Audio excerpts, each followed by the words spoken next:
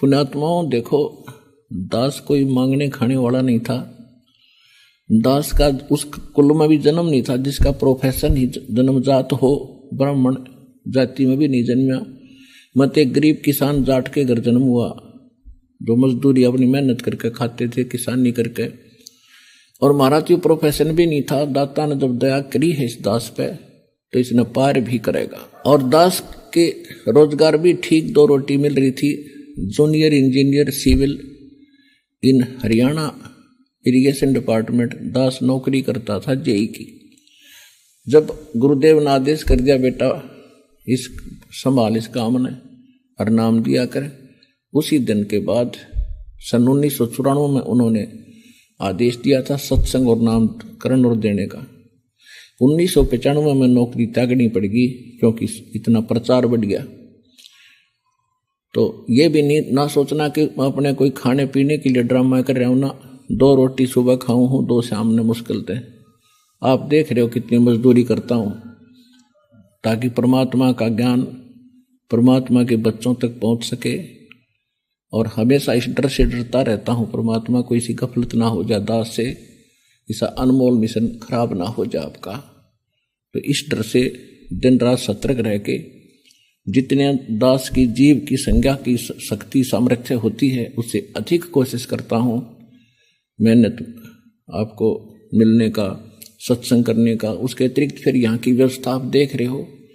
एक 4 सदस्यों का परिवार होता है, रात में नींद नहीं आती पिता ने, इतनी कोई लाना है, किसी का देना है, किसी की फीस रहेगी, और आप लाखों भगताते हो यहाँ पर। सारी व्यवस्था, मैट की नारी, रजाई अलग से, खाने पीने की, नमक मिर्च हल्दी सारा व्यवस्था करनी, पंखे राशन बनवाना, फिर सारी सुविधाएं देनी। तो ये कर तो कबीर साहब रहे हैं, जीव के सत्र का नहीं है, वो हाजिर रहता है यहाँ पर। तो अब प्रसंग तो चल रहा था, हम उसी पर आते हैं।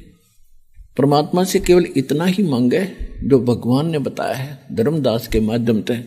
धर्मदास जी को जब यहाँ की स्थिति का पता लगा तो एक का बात मांगी थी, भगवान भक्ति दान गुरु दीजियो देवन के देवा, और जन्म पाकर भूलो नहीं दाता, आपके द्वारा बताए मार्ग का मैं आजीवन भक्ति करूं। फिर कहा कि धर्मदास की विनती समर्थ चित्त दीजो हो, और आवण जावण निवार के मैंने अपना कर लो जी, अपना मान लो बस आज से। अपना यू जब मानेगा जब आपका हृदय अन्य इष्ट से हट जाएगा। सपने में भी किसी देव के प्रति आपकी आस्था ना जा, किसी देवी देव के प्रति, तब आपका हाथ पकड़ेगा। और समर्थ ने हाथ पकड़ लिया, आपके रोग भी कट जाएंगे। हम इसीलिए देखो यहाँ सुन सुना कर भाग लेते हैं, वहाँ सब दुख दूर हो रहे हैं। आते इस उद्देश्य से हैं कि क्या कुछ बताएंगे वो कर देंगे थोड़ी दिन और हम स्वस्थ हो जाएं बस। ऐसे नहीं हुआ करता, यू बालका खेल नहीं है। हम आपको यू एक तो चलो हम 1 मिनट में कर देंगे। परमात्मा ने एक बार 365 वो थे, 360 के आसपास कोड्डी थे, और परमात्मा के दरबार में आगे बैठ के जाकर हे दाता दया करो।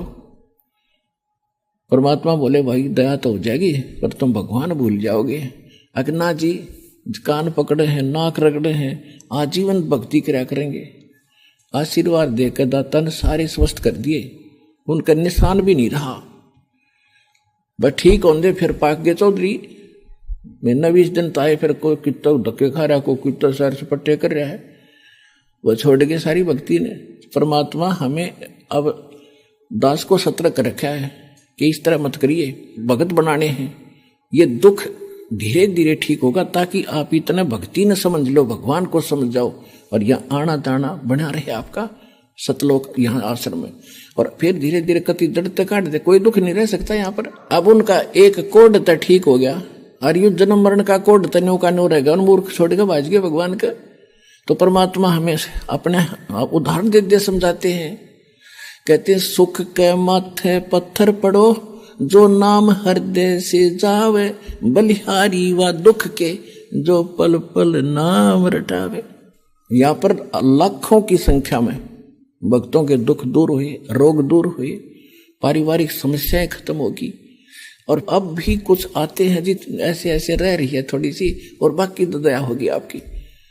तो मैं मन मन में सोचूं या तो थारा राखनी भी है अपने, ना तो उनको डिया की तरह अंडी पाक जाओगे, और जो असली कोड हम काटना चाहो वो कोडने का नहीं रह जाएगा जन्म मरण का।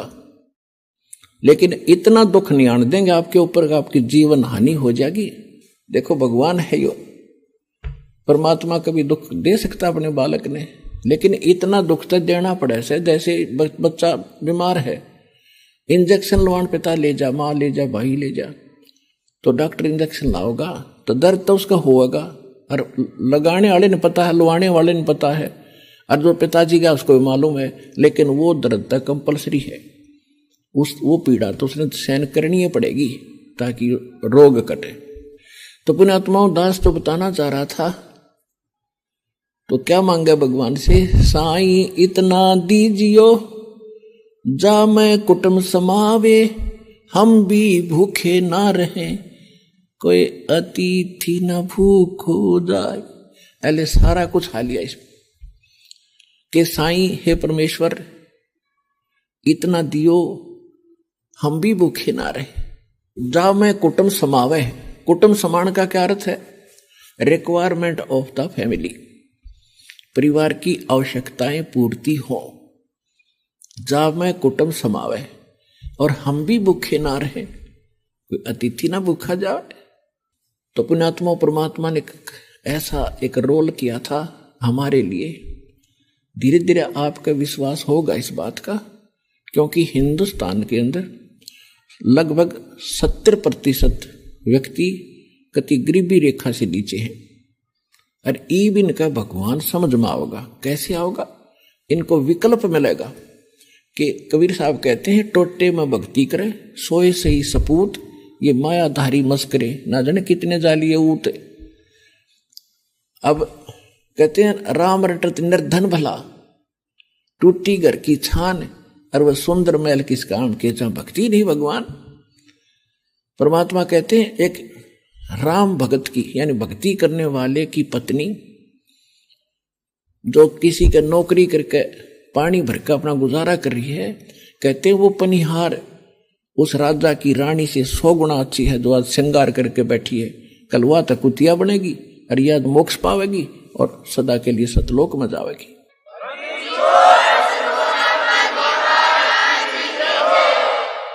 अपने आत्मा, अब ये ज्ञान गले उतरेगा। अब गरीब तो नो दुखी हो रहा है कि देखिए सुखी, इसके अगर टेलीविजन लग रहा, इसकी बेटी ऐसे बड़े स्कूल में पढ़ रही है, इसने बेटी को इतना धन दे दिया अभी दहेज में, तो गरीब तो नो कुड़ के मर गया। और हम सबसे पहले इस रोग न काटेंगे, ना देना ना लेना। विवाह के अंदर हमने पहला नियम बना, ये नियम बना रखे हैं, भगत किसी नाम लेना हो तो लो, ना बेशक मत लो। क्योंकि भगत तो भगत बढ़कर भक्ति कर सकता है, बकवादों से भक्ति नहीं हो सकती। अब जैसे ब्रह्मा विष्णु महेश का ब्याह करा था उसकी मां ने, आपको देवी भागवत में कई बार दिखा रखा है और दिखाऊंगा भी। 3 लड़की अपने वचन से उत्पन्न करके समंदर में छुपा दी, इनको सागर मंथन पर भेज दिया। तीनों को कहा कि जो पहले कोई वस्तु निकला उसको अलग रखना, दूसरी को अलग, तीसरी को अलग। ये तीनों लड़कियां निकली, तीनों की अलग अलग पहचान, नारी नारी लेकर वो आगे माँ के सामने खड़ी कर दी कि ये वस्तु निकली। तो माँ ने कहा कि भाई इसका नाम सावित्री है, ब्रह्मा तेरी पत्नी होगी, जा बेटा तेरा ब्याह कर दिया। फिर विष्णु से कहा कि इसका नाम लक्ष्मी है, सेकंड तो निकली है, और इसका नाम लक्ष्मी है, तेरे साथ ब्याह कर दिया, तेरी पत्नी बेटा घर बसा। और तीसरी उमा को कह दिया शंकरिया तेरी पत्नी है बेटा, जा तू घर बसा। हो गया ब्याह। ना कोई बाती था, ना बराती, ना कोई जलेबी तारनिया, ना डीजे बजानिया, ये फंड कर रखे। क्या तुम ब्रह्मा विष्णु वैसे ही बड़े हो? तो ये सेट करना पड़ेगा इस बुद्धि को जो हमने खराब कर ली।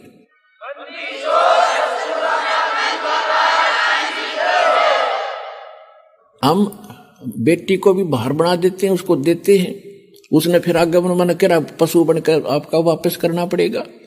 तो इस तरह भाई अगर तुम भक्ति करोगे तो परमात्मा के फार्मूलों को ही अप्लाई करना पड़ेगा, जब यह प्रॉब्लम सोल्व होगी आपकी, ना तो होए को ना कितनी कोशिश कर लियो। अब फिर देखना रंग। अब परमात्मा क्या बताते थे कि साईं इतना दीजियो जा मैं कुटुंब समावे, हम भी भूखे ना रहे, अतिथि ना भूखे। आप